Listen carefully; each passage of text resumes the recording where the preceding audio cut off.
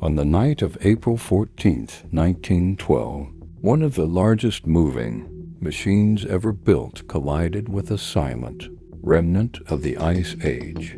Researchers continue to investigate why this particular iceberg drifted unusually far south and why it proved so difficult to detect.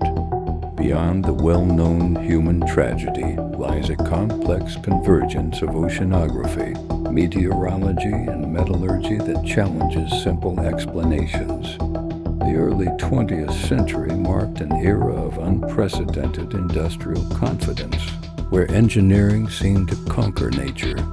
Contemporary records indicate that transatlantic travel was no longer a hazardous voyage, but a highly competitive luxury market. The White Star Line sought dominance not through sheer speed, but through immense scale and unparalleled comfort. This scale required plates of steel thicker than almost any commercial vessel before it, held together by over 3 million iron and steel rivets. While workers laid the keel of the Titanic in Belfast, a parallel story was unfolding thousands of miles away in the Arctic. Glaciologists estimate that the ice grew from snowfall that fell over 100,000 years ago during the last ice age. Over millennia, this snow compressed under immense weight, creating an incredibly dense structure harder than typical surface ice. Sometime in 1910 or 1911, an immense fragment detached from the glacier, entering the West Greenland current as a multi-million-ton hazard. Driven by deep ocean currents, the berg began a slow, destructive voyage southward into the path of human ambition. Most icebergs entering the Atlantic melt within months, dissolving quietly in the warmer waters of the Labrador Sea. Some researchers have argued that an unusual combination of lunar tides and ocean currents contributed to the iceberg's unusually southern drift. In January 1912, the moon made its closest approach to Earth in over 1,000 years, causing remarkably intense high tides.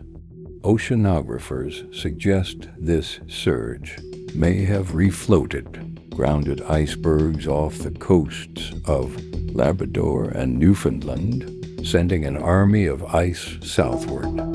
By the time the Titanic entered the Atlantic, this specific iceberg had slipped past the typical safety boundaries established by mariners.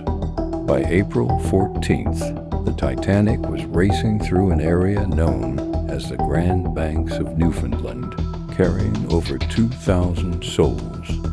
Wireless operators received at least 6 distinct ice warnings from neighboring vessels throughout the day, noting an exceptional field of ice ahead. Some of these messages detailed the precise coordinates of the ice fields, yet not all reached the ship's bridge or were fully appreciated. The atmosphere on board remained calm. The passenger liner was traveling at over 21 knots through a freezing, flat sea.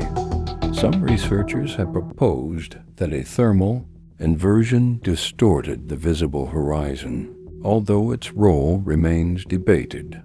This atmospheric condition can cause light rays to bend abnormally, creating a false horizon that effectively camouflages objects behind it. As a result, the lookouts up in the crow's nest were scanning an ocean that appeared clear, but was visually deceptive. Furthermore, the absolute lack of waves meant there was no white water breaking against the base of the iceberg to give away its location.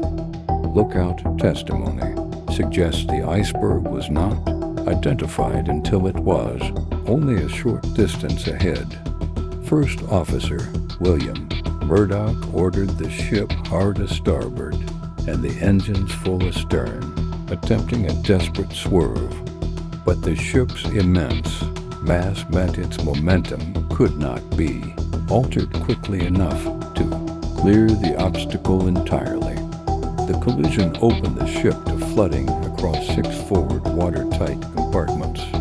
Modern forensic engineering indicates that the ice did not slice a long gash, but instead caused the steel hull plates to buckle inward. This pressure opened the seams between the plates, allowing the freezing North Atlantic water to rush inside at an uncontrollable rate. The vessel was designed to survive 4 compartments flooded. 6 made its structural failure an absolute mathematical certainty.